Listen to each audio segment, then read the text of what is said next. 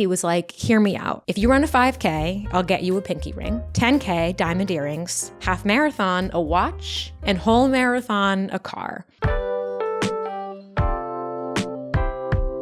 So it might sound like this is a story that's just about running for diamond earrings, and yes, it starts there. But this episode is really about when you try something you're bad at, all for someone you love. It's about showing up in your relationships, getting out of your comfort zone, and maybe even surprising yourself. So regardless of if you're a runner, I'm surely not. If you've ever avoided something that you're not good at, this episode is for you. Welcome to Hello Haze. So one thing that you should know about me is that I am not above a bribe. A bribe? Maybe an incentive. An incentive is probably a better word for it. I'm not above an incentive. I love an incentive, actually. I need an incentive.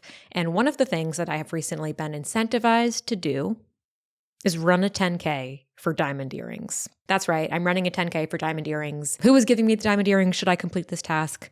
None other than my husband. Now, I am not the kind of person who ever thought that she'd be running a 10K. I never thought that I'd run more than 1 mile. I mean, after my middle school mile run, which was definitely a traumatic childhood experience. Did anybody else have to run a mile in their middle school? Like, why are they making kids run a mile in the middle of the day with other kids and then not be able to shower? Literally will never forget. My mile time was 11:37. 11:37. The number is just like burned into my brain. And I was at the way back with all the other kids who were running, couldn't run, etc. And like, I remember kids getting like 5 minutes, 6 minutes. And who are these freaks? Like, who were these freaks that could run that fast? It was certainly not me. And it just, my experience with running starting in middle school, like ruined running for me. And I never thought that I would really want to run. Yet here I am, and it's sort of become part of my life again. So to understand why I'm doing this, where this ever came from, I need you to understand something about my husband.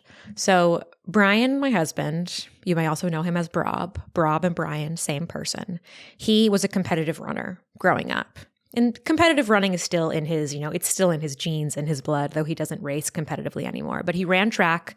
His race was the mile. That was what he ran, and that was what he was really good at. And his record in high school was 4 minutes and 11 seconds. 4 fucking minutes and 11 seconds. Can you imagine running a mile that fast? 4:11 compared to my 11:37. He was like something like 30 pounds lighter when he was running. I mean, he looks like a different person in the pictures in the little short shorts. I think it's hysterical, actually, thinking about him running his track races. No shade to anybody who runs track. Like, yes, it's cool, but I also kind of think it's funny. For him specifically, I don't know, just like thinking about somebody who you know well as an adult and you don't know a part of their like former life, thinking about them doing that thing that you've never seen them do is just sort of silly. Like I think it's kind of cute. And I know he would be like, there's nothing cute about it. Though I think he thinks it's funny when I say that him running track was cute. Like I just picture myself in the stands with the sign, but his other girlfriends did that. I wish I could get to do that. Anyway, Brian was a competitive runner, very serious about running. Like for many, many years ran, 360 days a year. And he actually went to Michigan for track. He committed to the track team when he went to University of Michigan, but he ended up not doing it about 1 week in. Or I think it was actually before he even arrived, he ended up quitting because he wanted to have, quote, a normal college experience, be an A Pi, rush a fraternity, not have not be tied to an athletic scholarship, et cetera, et cetera. But Brian loves to run. It's his passion. And he always thought that he would marry somebody who shared that passion. And it never really came up early in our relationship, the fact that he loves to run and I don't love to run. But there was one time, and like longtime Hello Haze listeners, forgive me if you know this story already, but there was one period in our relationship where Brian and I were a little bit rocky, where we weren't sure. There was about a week in particular where we weren't sure if this relationship was going to work. And it was about 3 years in, and it was around the time we were both living in New York City. I had lived with roommates for 2 years out of school, and he had already lived with them for 3 years, and I was ready to move in with him. I'm a year younger, and I was ready to do it. Brian wasn't ready to do it. At the time, he felt like moving in together was like saying that we're going to get married. And even though we were in love and we were happy, he didn't feel ready to make that marriage commitment yet. Even though we weren't really talking about marriage, moving in together at that age 24 and 25, sort of felt like making that big commitment. And it was a really challenging time. I was devastated. He was devastated that he was making me upset. But I remember in one of our conversations about I don't know if we want to get married. I don't know if we're right for each other in that way. I can't say for certain. I remember him bringing up the running thing. He's like, for example, you don't run. And I don't think he used that exact phrasing, because I'm not sure I ever would have let him live past that. But I remember somehow the running discrepancy came up. And it's never come up again since. I think in a 24, 25-year-old brain, we just weren't ready to make the next step. So it was easier to cling on to some kind of superficial differences as reasons why we weren't ready. Because really just not being ready is enough. If you're in a relationship where you love each other and there's trust and everything is good and you're just not ready to take the next step, you don't need to come up with reasons why. If I could go back in time and talk to my younger self, I wish I could tell her this relationship is great. You are loved and you are young and you don't need more proof right now. So just let it be. But because I couldn't let it be, we talked about it over and over and over again, he ended up saying something like that. And obviously, we ended up staying together and we moved in together the next year, and then it never came up again. And the running thing, the fact that he runs and I don't run has never been an issue in our relationship, but it has been something that he's I was on my run today and you would have loved it. I wish I could have shown you X, Y, and Z. And I always encourage him to run, especially out in California. Brian runs so much more than when he did in New York. It's funny, for a runner, he's not very flexible about running conditions. He would not run in winter and he will not run on a treadmill. The man won't step on a treadmill.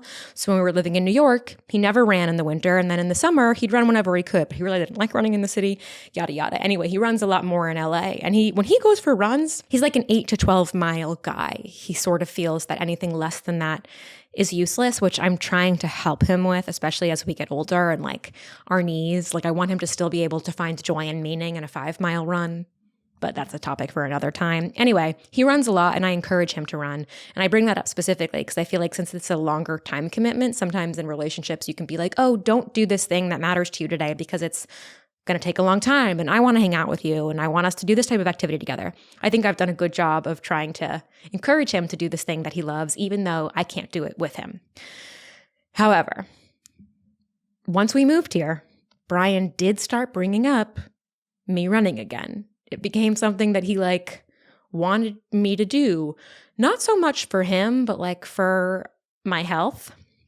And he is right. I was not getting a lot of cardiovascular activity prior to me starting to run when we moved to LA.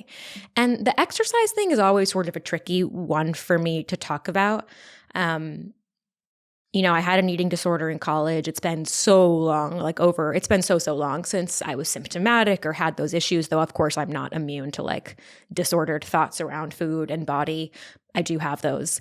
But talking about exercise is something I'm very sensitive to, and can sometimes be triggered by.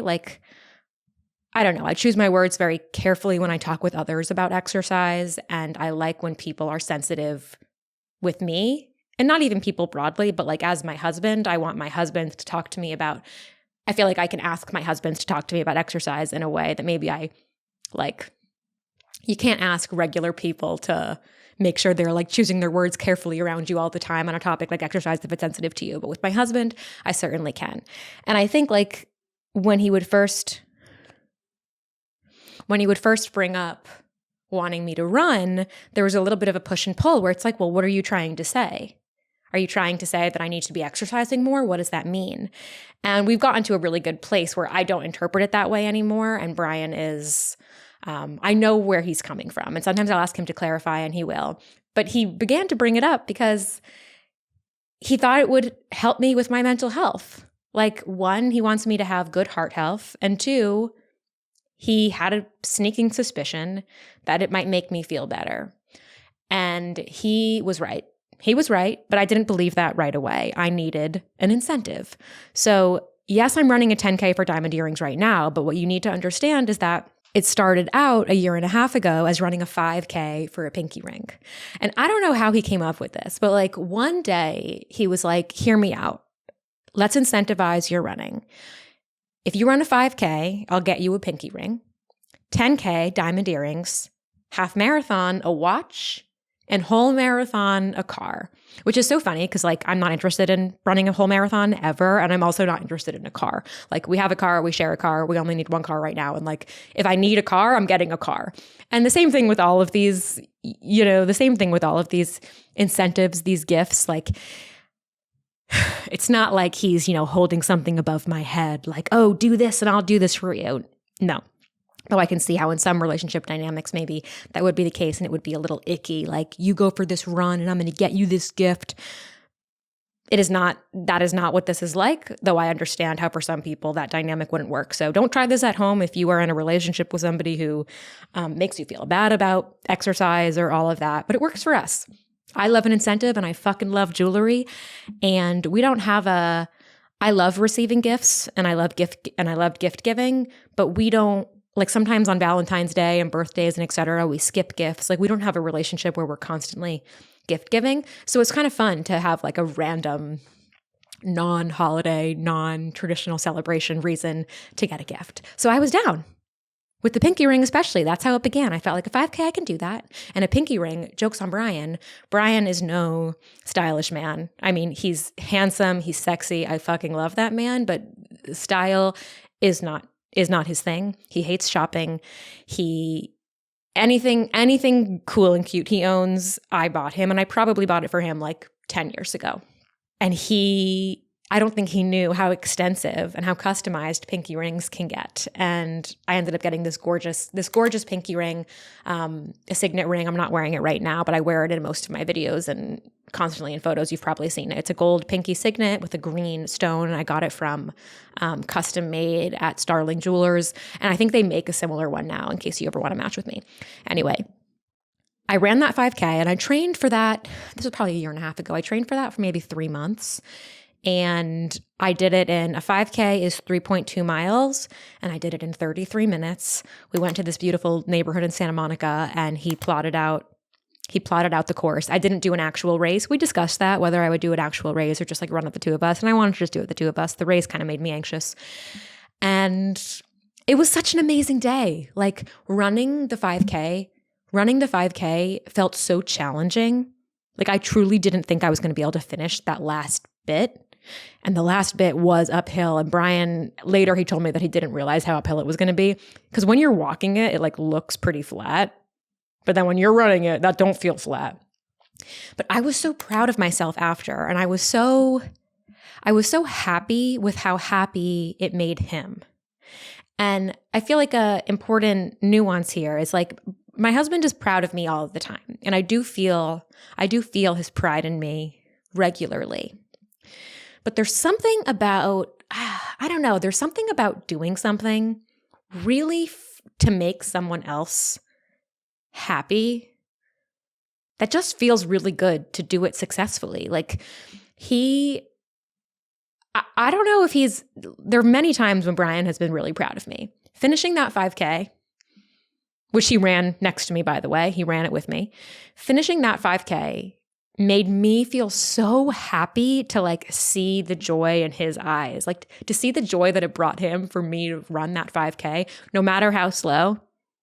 Like it made me feel so proud of myself. And the cool thing about it was that it really had nothing to do with me or like, how do I express this? So much of where I get my self-esteem, which has been problematic and something I'm working on, so much of where I get my self-esteem has been through my like achievement and accomplishment and work. A lot of it has been through work. And while yes, running the 5K was an achievement, it's an achievement that's like so not about me, right? It's like not a self-absorbed achievement. It was something, I challenged my body. I didn't set any crazy unachievable goal. Like it was just finish the damn thing. Finish the 5K in 33 minutes, mind you, which, maybe if you're listening, that seems fast. Maybe it seems incredibly slow. It seems like nothing. Like the number doesn't have any meaning to me because all I care about is that I finished. And it felt so good to do something like that. It felt so good to do something that had nothing to do with where I traditionally get my self-esteem. And it felt so good to make him proud of me. But that was like a year and a half ago. And I kind of stopped running after that. A lot of life happened. And shortly after that is just some things came up. And that was when I began feeling depressed again and sort of fell into my depression, which you guys are aware of. And I just kind of stopped running. And then maybe about like towards the end of last year, Brian brought it up again. And I was resistant, I was resistant when he brought it up. I definitely did what are you trying to say? What are you trying to say? Which isn't a helpful thing to do, especially when deep down the person isn't trying to say that. Like, I'm not immune. We talk sometimes about, on this podcast and in my Hello Hayes advice letters, we talk sometimes about like not picking fights with people or picking fights with people who we know aren't trying to say the thing we're accusing them of saying, but we do it because we're insecure. Like, I'm not immune to that. I do it too. And so when he first brought it up, I was definitely resistant. But then I'm like, you know what? I want those diamond earrings. But even more than that, I want to do this thing for myself and for you. Like, I'm excited to do something. I'm excited to do something that really takes me out of myself and my mishigas and my nonsense, and just challenge myself to something that I'm really not good at, and I don't need to be good at for some higher reason other than I want to prove to myself I can. So I've been training for that. I started training in January, and it kind of was off to a rough start. Like January 1, I think, is when I first went on the first, like Brian made me a monthly calendar for the month of January. So I think I did that first run. And then like 3 days later, the LA fires happened. And even when it was like okay to be home, I was really concerned about the air quality. So I was wearing a mask outside often. And that pushed me back, which was definitely a bummer. Because the thing that happens when you start running, when you haven't been running again, is it's really, really hard. Like I would start and within 90 seconds, I was feeling like I wasn't going to be able to take another step. But the cool thing about running is that if you run 2 days in a row or you stick with the training schedule, you get better. Like you do improve. And it's slow, but every time I'd run, I'd start to notice that the point where I felt like I couldn't take another step, that was happening slightly later in the run. So I was really disappointed when all of a sudden I wasn't able to run anymore. And then very unfortunately, I got sick. My immune system has not been the same since COVID. If I go back even farther than that, my immune system has not been the same since I got mono when I was 16, which my grandma always said, and we always rolled our eyes at her. I came back from visiting my college boyfriend. He was at WashU, and I had mono. And I remember flying back home from WashU with like 103 fever. I was so fucking sick. And the thought of doing that now, like I can't believe that I got on a plane sick like that. And it horrifies me that people are still getting on planes sick. One of the many reasons why I mask at airports. In addition to it's the right thing to do, like a pandemic is still happening. It's one visual way that I can show my morals, I guess, and my allyship. And the fact that people are so fucking sick in the airport, and like this is a selfish reason why I mask, I guess. But I don't want to get sick. And I'm shocked that for such a selfish society, people don't care about getting sick. Anyway, I was on the plane very ill back in 2010 or whatever it was. I had mono, and my grandma always said that I was never the same, that my immune system never recovered, that I was changed. And we laughed at her, but I honestly think that it's true. And I've tested positive for COVID 3 times. Whenever I am ill, I do test, and I haven't tested positive those times, but who knows if I've had it more than that. The first time was in March 2020, and then again like a year and a half later, and then again in October of 2023 when we first moved into this house.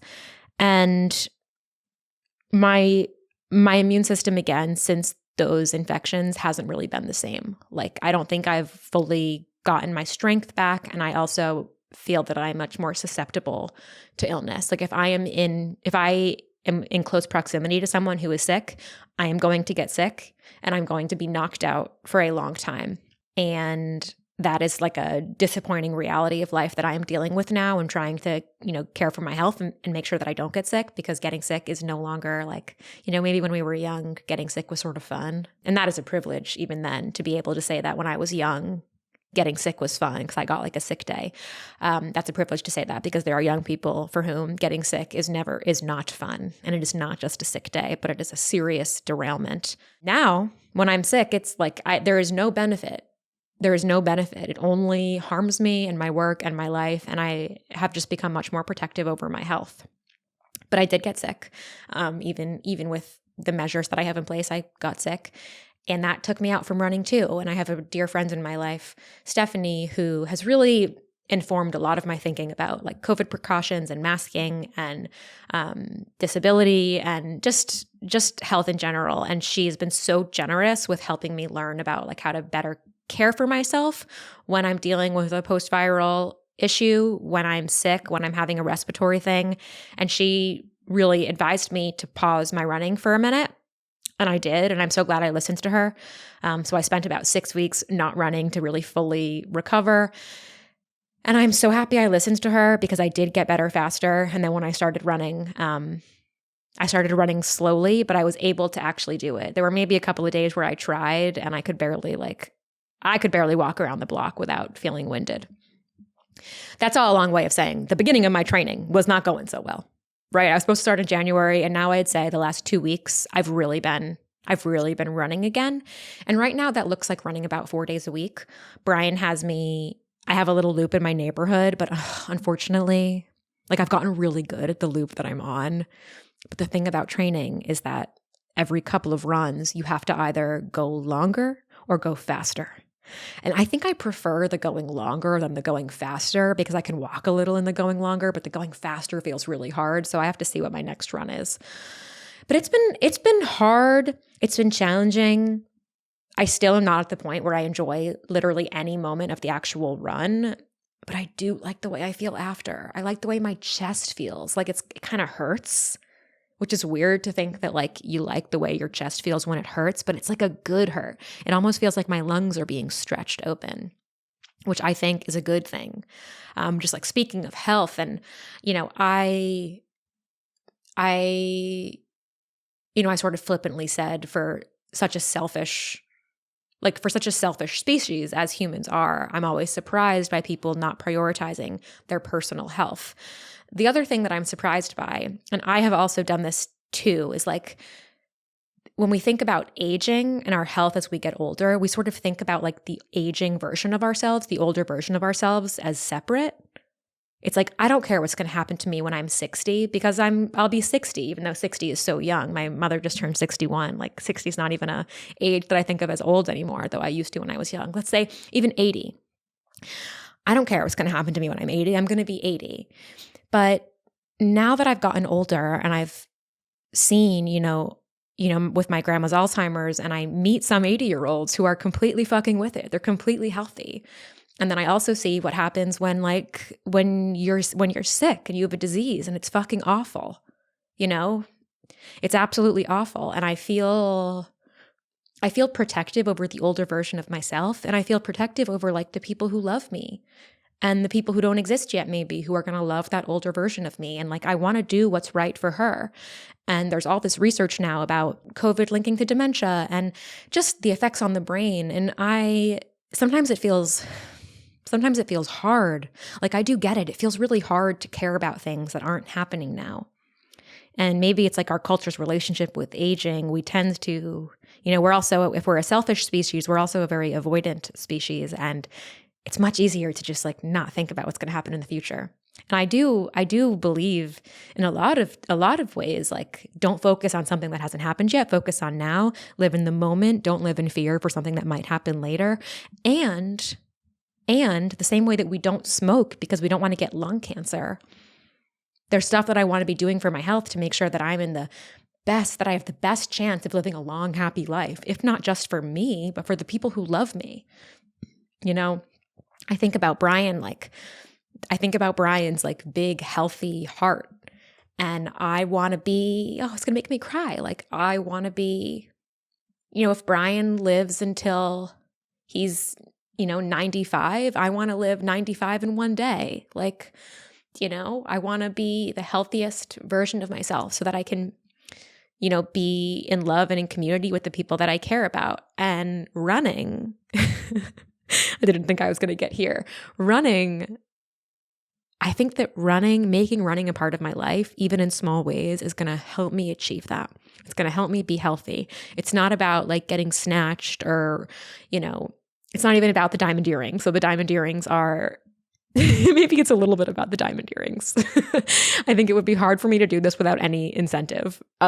Sure, the health is an incentive, yes, and I stand by that. But the diamond earrings also help.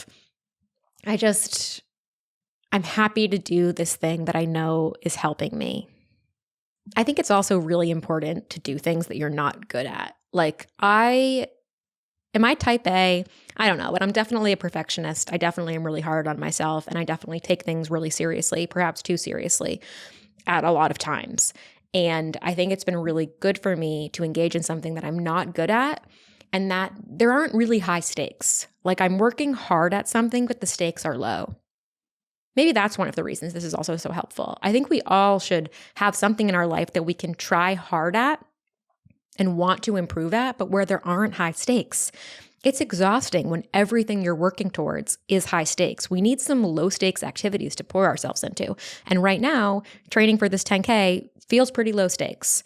When I say the 10K number, though, I don't think I quite realize like how much more I have to go. I haven't been tracking. Brian probably knows exactly how far I've been going. Maybe it's been like a little over 2 miles. And a 10K is 6.4. I mean, guys, I've never run anything close to that in my life. The 5K was the longest I'd ever run. Longest I've ever run is 3.2. 6.4? How am I going to do that? I've been listening to podcasts now when I run. Somebody recommended that to me, and that's been a little helpful because then I know, if it's a podcast that I like, I can kind of zone out into that a little bit better than music, weirdly. So if you have any good running podcast recommendations, let me know. I mostly listen to Broski Report and Anything Goes with Emma Chamberlain. Those are my 2 favorite podcasts. Interestingly, solo podcasts, probably why I'm drawn to making a solo podcast myself. I also think that running has humbled me in other areas of my life, like engaging in this activity and bringing this activity into my life that I'm just not good at. And sort of teaching myself not to take myself so seriously there, I do think is having a positive impact on my work and like helping me not take myself so seriously there too. It hasn't been quite long enough for me to test if this is like a long-term gain, though I'm going to be running. I'm nowhere near ready to run the 10K. Originally, I was going to do it in May, but it is May and May is certainly not happening. So maybe like September I'll be ready. I'll have to ask my coach. But I think it's having a positive effect on everything. It's certainly having a positive effect on my relationship because every time I go run, I come home to like someone who's so proud of me that I did that and wants to hear all about it.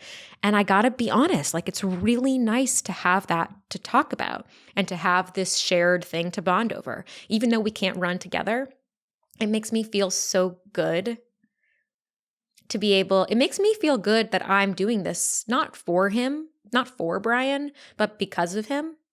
It's been a new way for us to connect. And I feel like I'm showing respect. I feel like I'm respecting his passion by doing this. And I'm happy to do that. And I genuinely want to do that because he shows me so much love and respect in my life. And it just feels really good. I don't know. It feels really good. So maybe if you're listening and you have a partner who has something in their life that they're really passionate about, that you're just not interested, I wonder if you can think about like, what's a way that I can commit to learning more about this thing that they love? And it doesn't necessarily need to mean doing it together. Though it can, like if they love watching certain types of documentary and you don't, like what would it look like for you to do a little bit of research about a documentary that you might be a little interested in and then suggest to them that you want to watch it? I don't know. That's just one example. And feel free to throw the incentives in there. Like I love this running one. And if the running one resonates with you, like your partner likes to run or go rock climbing or do bike riding XYZ, like maybe the two of you come up with something like, I want to do this for you. Like, how can we make it fun? What's something that you want? It's basically like, what are 2 things that we both want and how can we bridge them together? And it only works in like a mutually respectful relationship, right? When you love and trust and like feel good together. It probably wouldn't feel good. Maybe it wouldn't feel as good if we didn't have the relationship we do, but we do. And you might have that relationship with the person that you love. So I recommend it. I recommend it. Do I recommend running a 10K? I don't know. I'll have to let you know after that. And I think that's all I have to say about running a 10K for now. I'll keep you guys posted as always. If you liked this episode, new episodes of Hello Haze are out every single Tuesday. We talk about a variety of different topics from friendship to family to relationships. Once a month, I do my traditional advice column episode. So stay tuned if you're here for those. And to everybody else, thanks for sticking around. Share this episode with someone that you love or any of the other episodes if you think they'll be into what we talk about here. And I hope you have a great rest of your week. And I'll see you Tuesday. Bye.